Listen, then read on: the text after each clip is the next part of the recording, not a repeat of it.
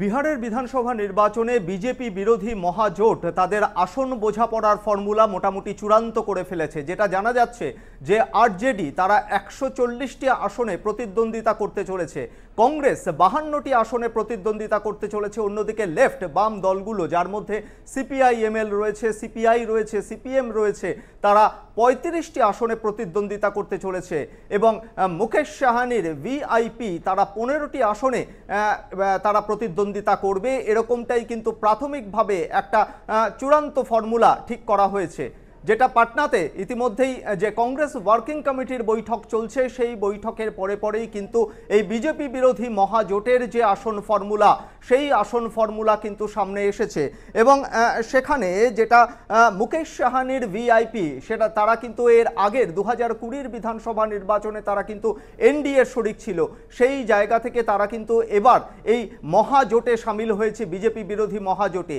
এবং সেখানে যে ফর্মুলা তৈরি করা হয়েছে এবং যেটা চূড়ান্ত করার পথে এগোচ্ছে, তাতে দেখা যাচ্ছে যে দুটো ফ্যাক্টর এখানে রয়েছে বাকি। তার মধ্যে রয়েছে, যদি সেক্ষেত্রে দেখা যায় যে পশুপতি প্যারেসের আরএলজেপি এবং জেএমএম তারা যদি এই মহাজোটে সামিল হয়, তাহলে এই দুই দলকেই দুটি করে আসন ছাড়া হতে পারে। তাহলে কি সেক্ষেত্রে আরজেডি তারা কি আসন ছাড়বে না কংগ্রেস আসন ছাড়বে? কংগ্রেস এমনিতেই যদি দেখা যায়, তাহলে 2020 বিধানসভা নির্বাচনে বিহারে মহাজোটের মধ্যে সবচেয়ে খারাপ ফলাফল হয়েছিল কংগ্রেসের। 2020-তে কংগ্রেস 70টি আসনে প্রতিদ্বন্দ্বিতা করেছিল এবং যেটা জানা যাচ্ছে তার মধ্যে মাত্র 19টি আসনে তারা জিততে পেরেছে। এবং যে ফর্মুলা মোটামুটি চূড়ান্ত করা হয়েছে আগামী নভেম্বরে এবারের বিহারের বিধানসভা নির্বাচনে, তাতে কিন্তু দেখা যাচ্ছে যে 2024-এর যে লোকসভা নির্বাচন হয়েছে, সেই লোকসভা নির্বাচনে মহাজোটের যে ফর্মুলা ছিল, সেই ফর্মুলাকেই মোটামুটি কাজে লাগানো হচ্ছে। কি ফর্মুলা ছিল সেখানে? 2024-এর মহাজোটের ফর্মুলায় আরজেডি প্রতিদ্বন্দ্বিতা করেছিল 23টি আসনে, তার মধ্যে 4টিতে তারা জয়লাভ করেছিল।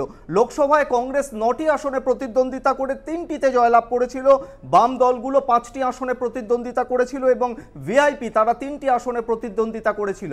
ফলে সেই লোকসভা নির্বাচনের যে মহাজোটের ফর্মুলা, সেই ফর্মুলাকেই মোটামুটি কাজে লাগাতে চাইছে মহাজোট। ইতিমধ্যেই আরজেডির তরফে তেজস্বী যাদব এবং লালু প্রসাদ যাদব অন্যান্য যে সমস্ত মহাজোটের সহযোগী দলগুলো রয়েছে তাদের সঙ্গে কথাবার্তা চালাচ্ছে।